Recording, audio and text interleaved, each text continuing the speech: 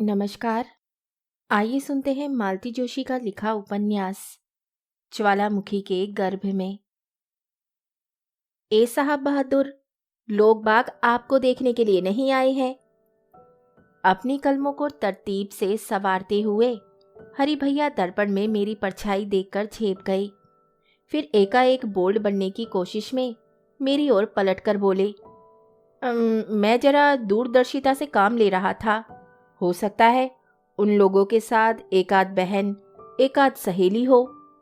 जी नहीं, उन लोगों के साथ सिर्फ एक अदद मम्मी है, मैंने मुंह बिचकाकर कहा।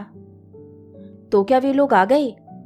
और क्या, गाड़ी समय से पहले चल रही है।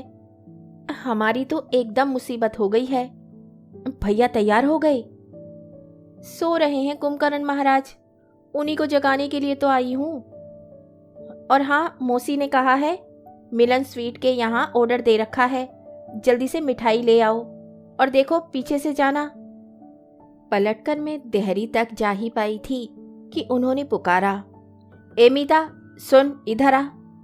क्या है बाबा, हमें देर हो रही है। लड़की कैसी है? लड़की एकदम हेमा मालिनी है, मैंने कहा और भाग आई। हेमा मालिनी के नाम से ही हरि भैया का कलेजा धक धक होने लगता है। बड़े भैया आराम से सो रहे थे, 4 खाने की लुंगी और बनियान पहने। सुबह ही नाइट पुलमन से पहुंचे थे, शेव भी नहीं बनाया था। खाना खाकर जो सोए थे तो अब तक अभी जो लड़की वाले आकर देख जाएं तो दोबारा इस घर का रुख ना करें। माँ और मौसी भी खूब हैं, कम से कम सुबह इन्हें संकेत तो दे देती। कोई घर से भाग तो नहीं जाते, उन्हें फंसाने में खुद फंस गई हैं। अच्छा हुआ, ऐसा होना ही चाहिए था। भैया भैया उठिए, माँ बुला रही हैं, मैंने उन्हें झकझोरते हुए कहा। उन्होंने तुरंत ही आंखें खोल दी। डॉक्टरी पढ़ने का यह एक अच्छा लाभ है, हरि भैया की तरह घंटों प्रभाती नहीं गानी पड़ती। क्या है, क्यों परेशान कर रही है सुबह सुबह? उन्होंने अलसाए स्वर में पूछा। माँ बुला रही है। कह दे आ रहा हूं, उन्होंने अंगड़ाई लेकर उठते हुए कहा। जल्दी आना, और सुनिए, जरा ढंग से तैयार होकर आइएगा, मैंने रहस्य में ढंग से कहा। तैयार होकर आऊं? क्यों? नीचे लोग बाग आए हैं। कौन लोग? लड़की वाले। पिछली बार आप आए थे तो आपको फोटो दिखाई थी ना माँ ने, उज्जैन वाली। इतनी सुंदर लड़की है, माँ तो एकदम खुश हो गई है। कह रही है अगर दिन अच्छा होगा तो आज ही शगुन भी कर देंगी। मैं उत्साह में कहे जा रही थी, पर देखा सामने वाले पर कोई अपेक्षित प्रतिक्रिया नहीं हो रही है। कंघी करते करते उनका हाथ एकदम रुक गया था, माथे पर गहरी लकीरें खिंचाई थी। मैं चुप हो गई। लड़की के साथ कौन कौन है? उन्होंने धीरे से पूछा। माँ है, पिताजी हैं, भाई हैं, पूरा कबीला है। भाई को जरा ऊपर भेज दे मेरे पास। मैं असमंजस में वहीं खड़ी रही तो खींचकर बोले, सुनाई नहीं दिया क्या? जी अच्छा, मैंने मुंह फुलाकर कहा और जीना उतरने लगी। सारा उत्साह फीका पड़ गया था। हॉल में खनकती हुई हंसी के साथ संभाषण पूरे यौवन पर था। मौसी 1-2 बार उज्जैन हो आई थी। लड़की के भाई पिता भी घर देखने और माँ से मिलने के बहाने 1-2 बार आ चुके थे, इसीलिए अपरिचय की कोई दीवार बीच में नहीं थी। मैं एकदम सबके बीच में जाकर खड़ी हो गई। लड़की के भाई की तरफ मुखातिब होकर बच्चों की तरह ठुनकती आवाज में कहा, आपको भैया बुला रहे हैं, ऊपर कमरे में। क्षण भर को बातचीत जैसे जम गई। वे पिता की मौन सम्मति पाकर उठे और मैं गाइड की तरह साथ हो ली। ऊपर जाकर देखा भैया पतलून और कमीज पहन चुके हैं। मुंह पर पानी के छींटे देकर नींद भगाने का भी प्रयास किया गया है। बिखरे बाल भी अब तरतीब से संवारे हुए लग रहे थे। दोनों ने अपना अपना परिचय देते हुए गर्मजोशी से हाथ मिलाया। भैया ज्यादा उत्साहित नहीं लगे, शायद सफर की थकान और नींद का बोझिलपन अब भी उन्हें छोड़ने को तैयार नहीं था। तू जा मीता, मैं मिस्टर पाठक को नीचे ले आऊंगा, भैया ने कहा। ये आदेश था। नरम स्वर में कहे जाने के बावजूद मैं उसे टाल नहीं सकी। मिस्टर पाठक ज्यादा देर ऊपर नहीं रुके। हॉल में लौटे तो उनका चेहरा काफी भारी था। सबकी आंखें उन पर टिक गई। क्या बात है ललित? पिता ने व्यग्रता से पूछा। मिस्टर पाठक ने एक बार अपनी ओर और एक बार मेरी माँ की ओर देखा, फिर सख्ती से होठ भींचते हुए बोले, डॉक्टर मनीष चाहते हैं कि उनकी माँ के सामने ये रहस्य ना खोला जाए, मगर मेरी बला से। पापा, इन महाशय का कहना है कि इनकी सगाई हो चुकी है। क्या? कितने कंठों ने एक साथ प्रश्न किया। मनीष! माँ किस बुरी तरह से चीखी। क्या है माँ? भैया ने कमरे से आते हुए शांत स्वर में पूछा। ये ललित भाई क्या कह रहे हैं? ठीक कह रहे हैं। किस लड़की से शादी कर रहा है तू? ये सब चर्चा बाद में भी हो सकती है माँ, भैया ने उसी शांत स्वर में कहा और फिर मेहमानों से माफी मांगते हुए कहा, मुझे बहुत बहुत अफसोस है। इन लोगों ने अगर जरा भी संकेत दिया होता तो शायद। ओह, जरा इन्हें संभालिए, कहते हुए वयोवृद्ध मेहमान एकदम उठ खड़े हुए थे। हम सब ने चकित होकर देखा। माँ बेहोश होकर कुर्सी पर ही लुढ़क गई थी। मैं तो चीख कर उनसे लिपट जाने को हुई, पर भैया ने सख्ती से मुझे दूर खड़ा कर दिया। उस समय उनका चेहरा ऐसा लग रहा था जैसे पत्थर में तराशा गया हो। अपनी मजबूत बाहों में माँ का दुर्बल शरीर समेटते हुए उन्होंने भीतर जाते हुए इतना ही कहा, मौसी, मेरे साथ आना जरा। पीछे पीछे जाने की इच्छा को बहुत मुश्किल से रोक पाई मैं। वहीं सोफे पर बैठकर दोनों हाथों में मुंह छिपाकर सिसकने लगी। मिसेस पाठक मेरा सिर सहलाती रहीं। अजीब असमंजस की स्थिति थी। एकाएक ललित ने कहा, हम सब चलें पापा? ना बेटे, ऐसे अच्छा नहीं लगता। बहन जी की हालत जरा ठीक होने। तो आप रुकिए, मैं जा रहा हूँ। ठहरो दादा, मैं भी आपके साथ चलूंगी। उस दर्प भरे स्वर में चौंक कर मैंने सिर उठाया। कमरे में उस सजी धजी मूर्ति का अस्तित्व ही मैं भूल गई थी। लेकिन क्या यह वही चेहरा था जो कुछ समय पहले तक शर्मीली मुस्कान से दमक रहा था?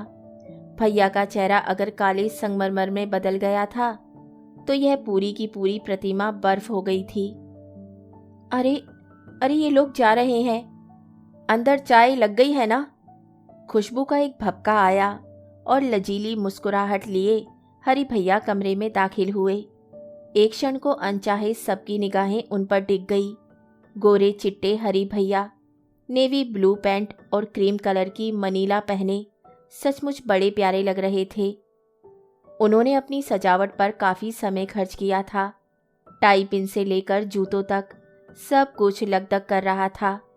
सबको अपनी ओर घूरते देखा तो वे कुछ सचेत हो गई। और लोग कहाँ गए? चाय बिल्कुल तैयार है। बेचारे हरि भैया, इतना तरस आया उन पर।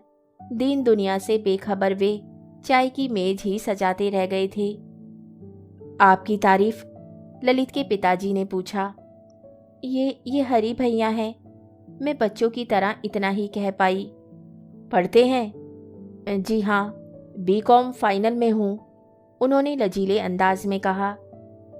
ललित और सुलक्षणा इस बीच कब चले गए पता नहीं चला। कुछ देर बाद तौलिए से माथे का पसीना पोंछते हुए भैया बाहर आए।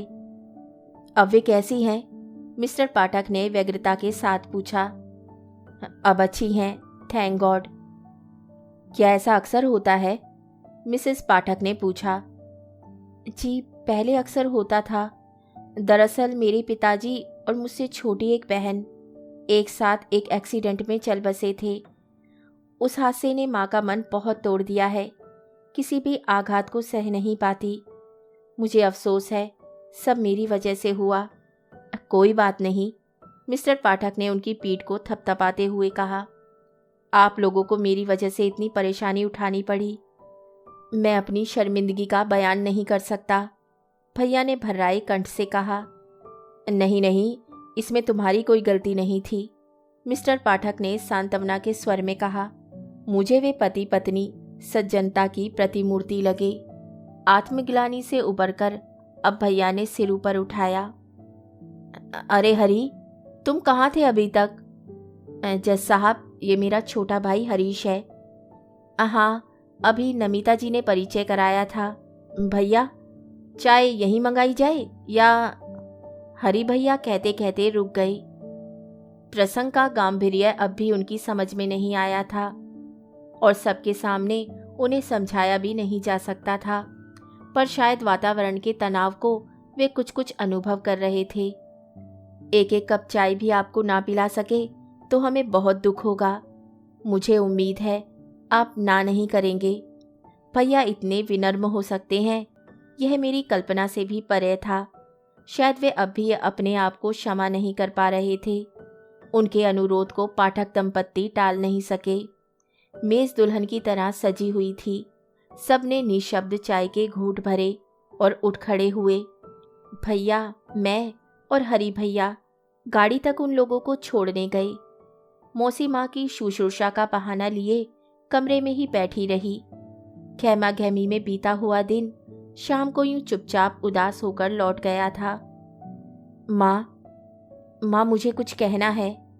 माँ के तलुओं में घी की मालिश करते हुए मैंने सिर उठाकर देखा।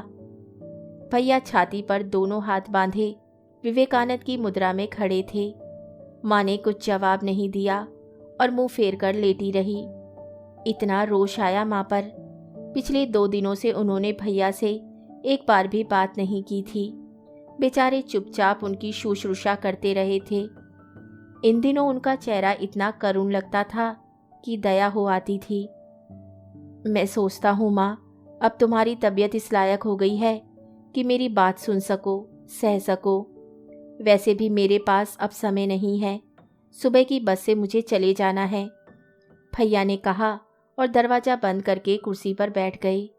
कुछ क्षण तक वे कलाई घड़ी को गोल घुमाते रहे।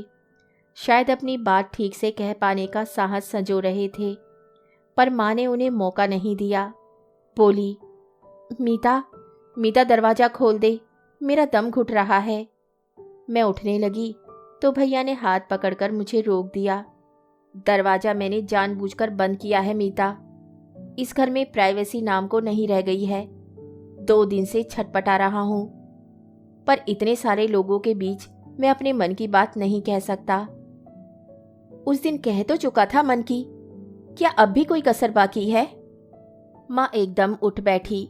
उत्तेजना से उनके माथे की नसें फड़कने लगी। उस दिन कहाँ कुछ कह पाया था, तुम सुनने की स्थिति में ही नहीं थी।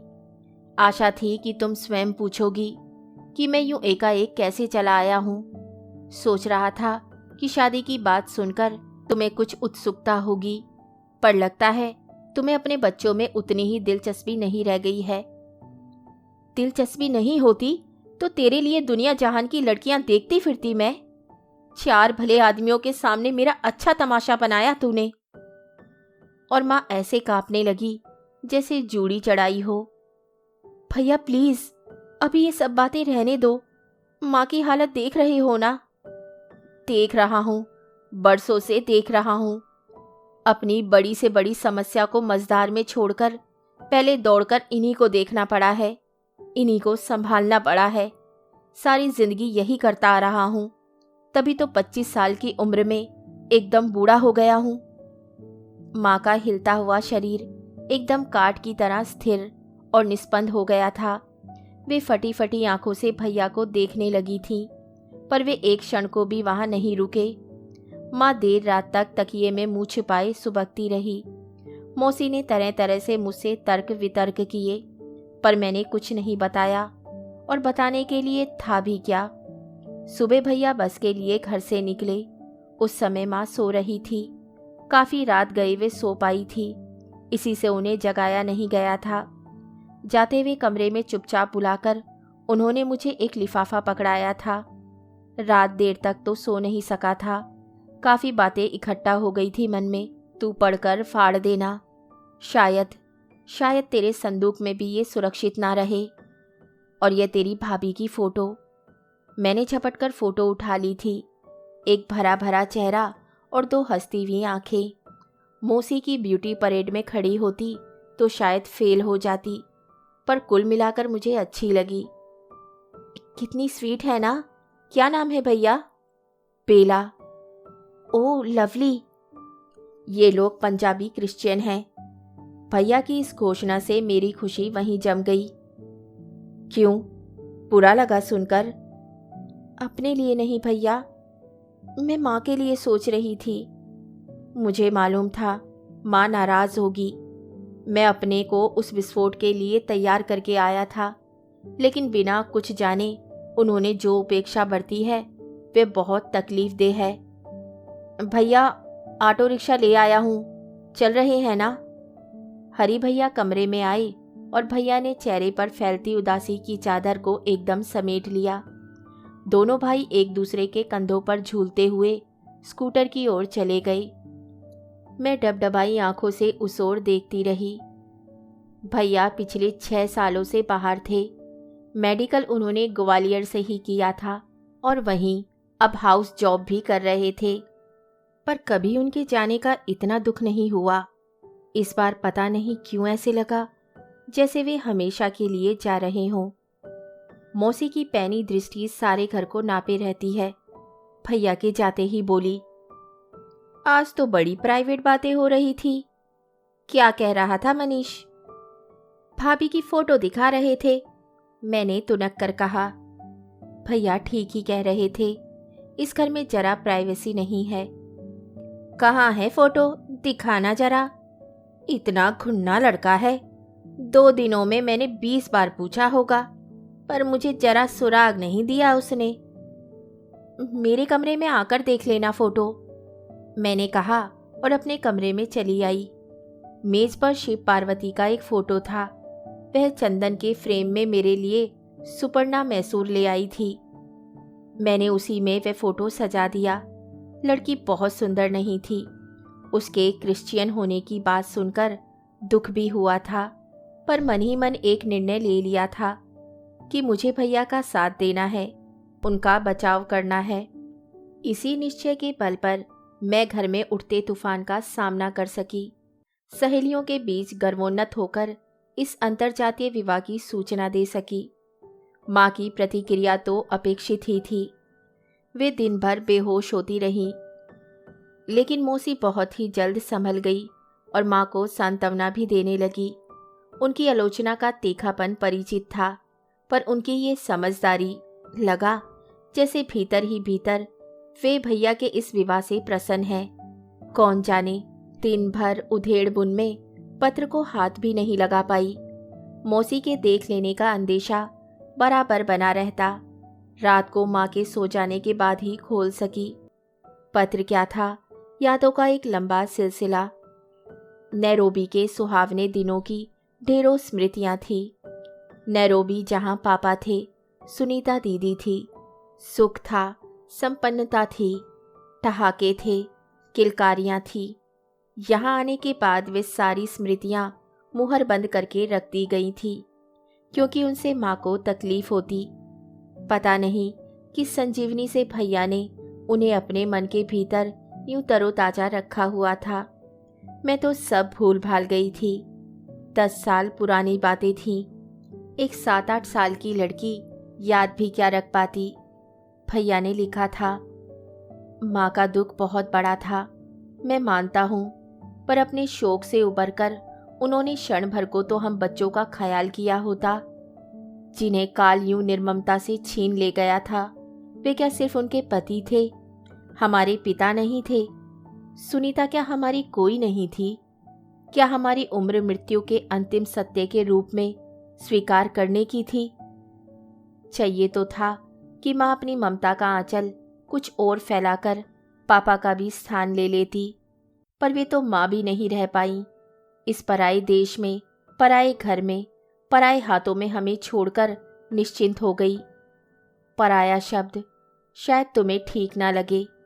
मीता, मौसी लाख उनकी बहन थी, पर हम उन्हें कितना जानते थे। हर बार हर काम के लिए उनका मुंह जोना मुझे कभी अच्छा नहीं लगा।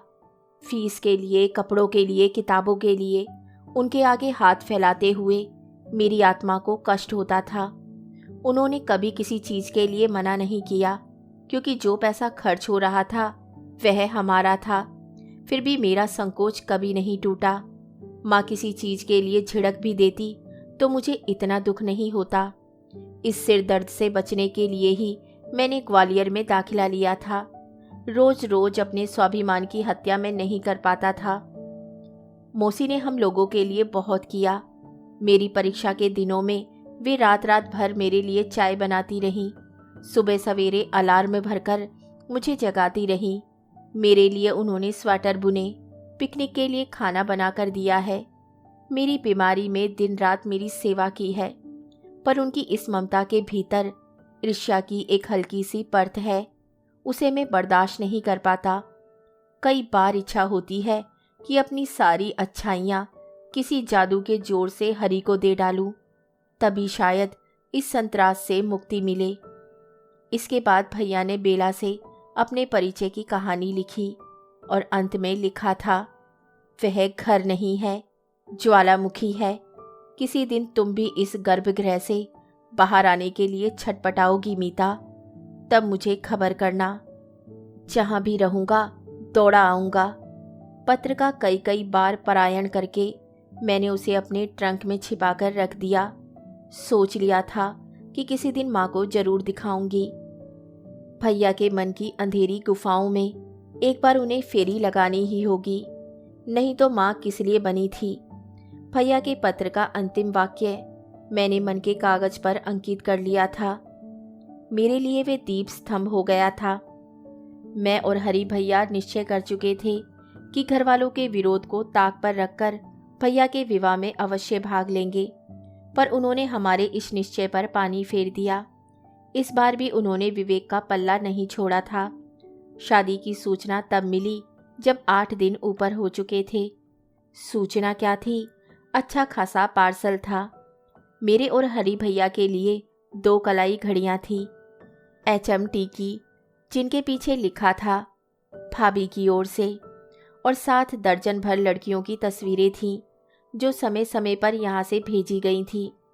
भैया की सख्त हिदायत थी कि वे सारी तस्वीरें सही पतों पर वापस भेज दी जाएं। माँ और मौसी को अब इन कामों में कोई रस नहीं रह गया था, इसलिए ये दिलचस्प काम हम ही लोगों के सिर पर आ पड़ा। एक सुबह चाय की मेज पर ही हमने इस वापसी अभियान का शुभारंभ कर दिया। डाइनिंग टेबल का काला टॉप किसी एल्बम की तरह लग रहा था। हरि भैया बिखरे हुए फोटो में से एक एक चुनकर नाम और पते मिलाते जाते। मैं लिफाफों पर बड़े बड़े अक्षरों में उन्हें लिखती जा रही थी। आखिरी लिफाफे को सील बंद करते हुए हरि भैया बोले, और 2-1 साल बाद हमारी मीता की फोटो भी इसी तरह जगह जगह भेजी जाएगी और इसी तरह लौटाई जाएगी। मैंने उनका अधूरा वाक्य पूरा करते हुए कहा, लौटा कर देखे कोई, तबीयत दुरुस्त कर दूंगा, तबीयत दुरुस्त कर दूंगा। और उन्होंने एक काल्पनिक मुक्का हवा में उछाल दिया। अरे वाह, कोई जबरदस्ती है। मान लो तुम्हारे पास कोई 10-20 फोटो आ गए तो क्या सबसे शादी करोगे? शादी तो खैर एक से ही करूंगा, पर तस्वीरें सब संभाल कर रखूंगा। बीवी ने जरा आकर दिखाई कि अपना एल्बम खोलकर दिखा दूंगा और कहूंगा कि देवी देखो, श्रीमान हरिप्रसन्न शर्मा की अर्धांगिनी बनने के लिए कितनी बालिकाएं ललायित थीं। तब तो और भी उसके पांव जमीन पर नहीं पड़ेंगे कि इतनी सारी लड़कियों में से उसे चुना गया है। बायरी, क्यों मन के लड्डू फोड़ रही हो?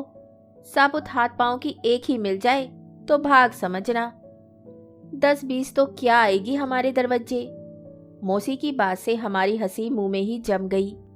माँ भी नाराज हो गई, बोली, छोटी, तू जब करेगी उल्टी बात करेगी।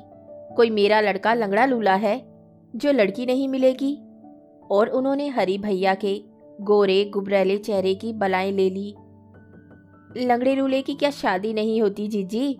शादी होना और बात है, और अच्छे खानदान से रिश्ता होना और बात।